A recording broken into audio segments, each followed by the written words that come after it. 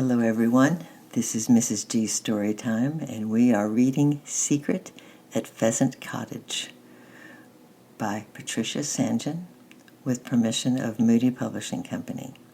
We are reading Chapter 7, The Adventure Begins. At the end of the holidays, Don and I were spending our last evening together in the Bluebell Woods when Don made a disastrous suggestion to me. We had been talking about my father again, for Don kept thinking what would he do if his father was in prison. "If I were you, Lucy," he remarked, "I'd run away and find him." "Why don't you, Lucy? You know where the prison is. It's not very far. In fact, I think it's on the main line to London. You could probably get there and back in a day if you were quick, and they couldn't stop you.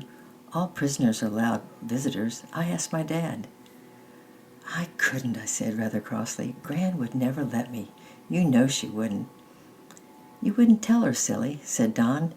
"You'd have to say you were going somewhere else and then not go, and then go see your father instead.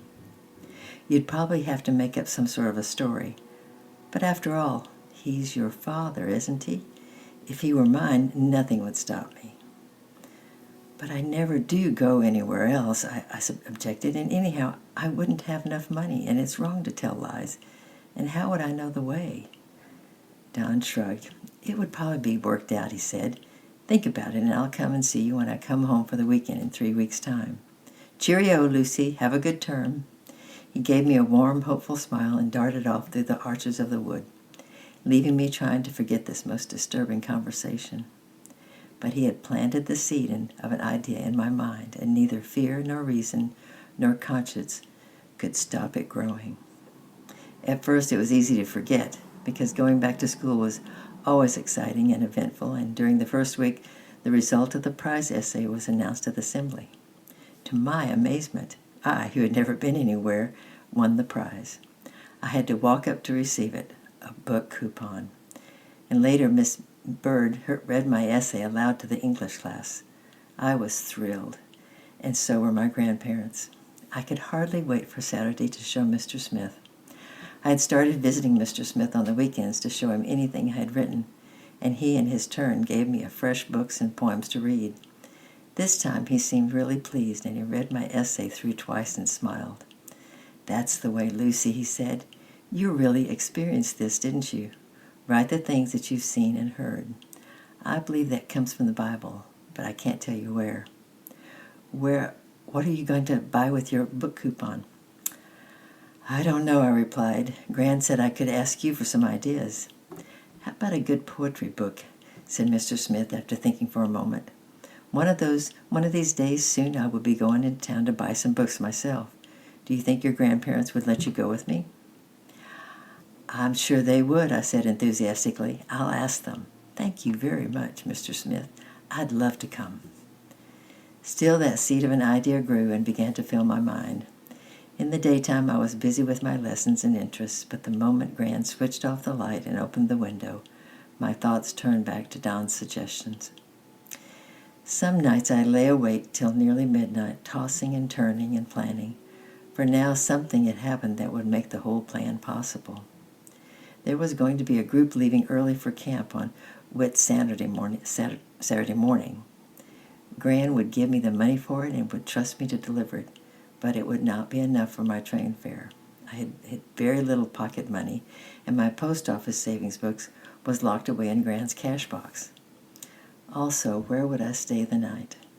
I didn't think I would be able to manage it, so I tried to forget about it once more. I put down my name for guide camp and asked if I could share a tent with Mary again. But after 3 weeks, Don came home with easy solutions to all my problems. Money could be got somehow. He'd give me 50 pence himself from his bicycle savings. In fact, he produced it from his pocket and handed it over with a flourish then and there. If I asked Mr. Smith, Don was sure he would buy my book coupon, and with my own money, that ought to be enough. And the night was no problem either. Don would be home for Whitsun. All I had to do was to take the train to Eastbury and go to the little woods near the hotel and wait. He would come out every half hour and hoot like an owl, and he'd put a blanket and a pillow out for me in the barn behind the house. No one ever went there in the evening, and there was plenty of straw for the horse, and I could spend a comfortable night there and wander about the hills the next day until it was time to go home. Don would smuggle out some food for me, and all would be well. He was swinging on the gate as he talked. The wind blew his thick hair back from his forehead, and his eyes were alight with excitement, and nothing seemed impossible. And yet, I shivered with fright and misery. The woods would be dark and lonely, and I'd never slept with a horse before. Besides, what would I say when I got home and Gran and Grandpa asked me if I'd enjoyed camp? Even Don admitted that the last one was a real problem. "I think, Lucy, that you'll have to tell them," he said seriously. "After all, there's nothing all that wicked in going to see your own dad. But it's better not to tell too many lies. If you tell the truth then, the lies you've told before wouldn't matter anymore, would they? And in any case, that army person—" "Captain," I corrected. "That captain person might meet your Gran and tell her you hadn't been to camp. And then you'd have had it, wouldn't you?" "I couldn't tell him," I cried. "Well," Don said patiently, "it's up to you, Lucy. I can't do any more for you. It won't be easy, admittedly, but if it was my dad, I'd have a try." There were 2 weeks to go, and I remember laying in bed at night, hearing the clock strike over and over again, waking heavy-eyed in the morning and trying to eat when I had no appetite. Whitsun was creeping nearer and nearer, and I could not make up my mind. I had the money, or would have, when Gran gave it to me for camp.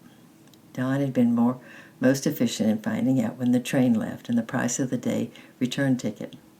On Saturday before Whitsun, I took my book coupon to Mr. Smith and asked him to buy it, as he needed a book himself.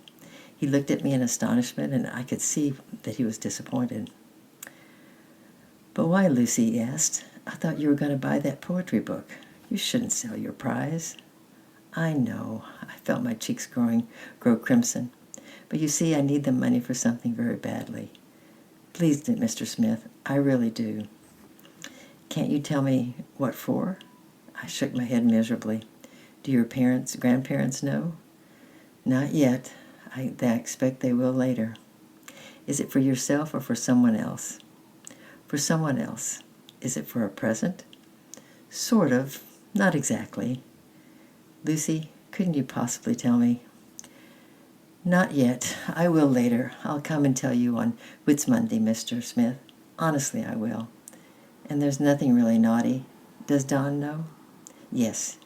He doesn't think it's naughty, either. He thinks it's something I ought to do." "I see," said Mr. Smith. He seemed to have quite a respect for Don's opinion. "Well, Don does seem to be a good lad, and I think you're a good girl, too, so I'll trust you. And remember, on Whitsunday you're to come to tell me all about it. Here's your money, but I shall keep your book coupon here in my drawer. You mustn't sell that. It was given to you to buy books, not to sell." Exhausted with relief, I leaned back in my armchair, clutching the money in my pocket. Mr. Smith started reading to me, but about 10 minutes later he closed the book. "You're not listening, Lucy," he said gently. "You're far away. I wonder what this big secret is." I couldn't concentrate at school either, and my work got worse and worse. Miss Bird, meeting Gran in town one day, actually asked her if she thought I was sick. They decided between them that I was worrying about my exams, and that the guide camp would probably do me some good, and that I'd better have some vitamins. But I knew that nothing could do me good. The time was running out fast. I came home from school on Friday evening and found out that all I needed for camp lay on the neatly beside my knapsack. Clothes, swimming things, camp money, and a big, big bag of sweets. The sweets I could give to my father, but what on earth would I do with all the other things? I supposed I would just have to carry them around on my back until I came home again. Things were getting worse and worse. I lay awake for a long time trying to decide what I should say on my return, and I knew the one thing that Gran hated most in life was a sly child. Only one thought kept me from giving up the whole idea, and that was that by the time I came home, I would have seen my father. I slept badly, my sleep broken by odd dreams. I'd reached the prison, and my father turned away from me. I was back, coming in the gate, but Grandpa wouldn't look up from his French beans.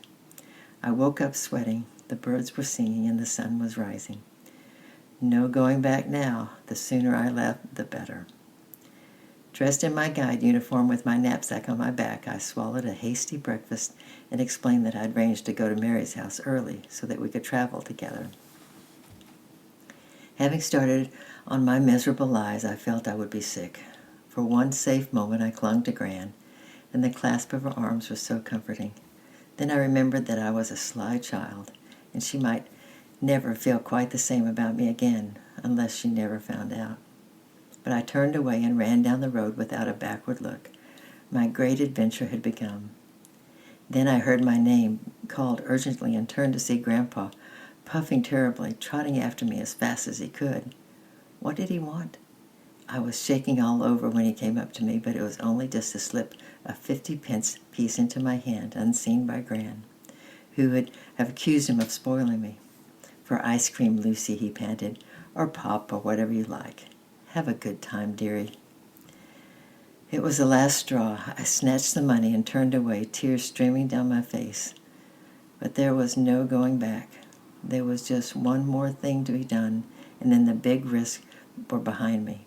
I had written a note to Mary the night before, asking her to tell Captain that something had happened and I couldn't come to camp.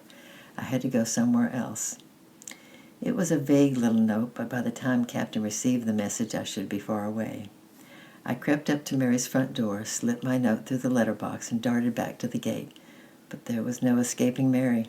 She saw me from the window, came bounding to the front door. "Lucy, Lucy, wait for me," she yelled. "Why are you running on? We're going together." "I can't come," I shouted desperately. "I've got to go someplace else. Read the note and tell Captain." "Can't come," squealed Mary. "Why not, Lucy? You said you'd come. And if you're going somewhere else, why have you got your guide uniform on? Lucy, Lucy, wait!" But I had no answer ready, and I fled down the road with Mary, too fat to follow after my speed, shouting at me from the gate. That's done it, I thought to myself. She'll tell Captain all about me, and then they'll know there's something fishy. Perhaps she'll even get in touch with Gran.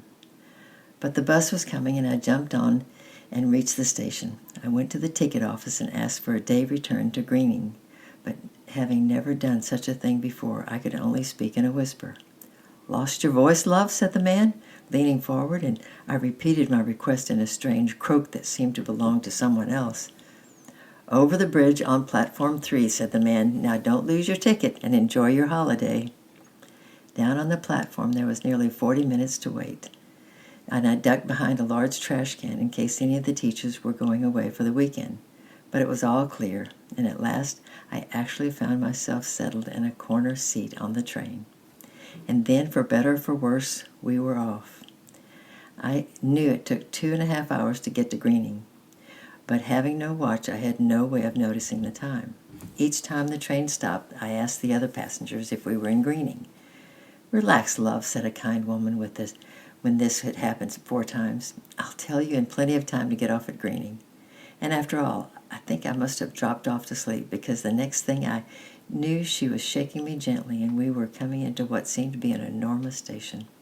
She helped me on with my knapsack and opened the door for me. I stepped out and joined the crowd, hurrying to the exit. Tomorrow we will be reading, on Monday we'll be reading Chapter 8, A Shock and a Mystery. I love you, and I'll be praying for you, and we'll see you tomorrow, or I'll see you on Monday. Bye-bye.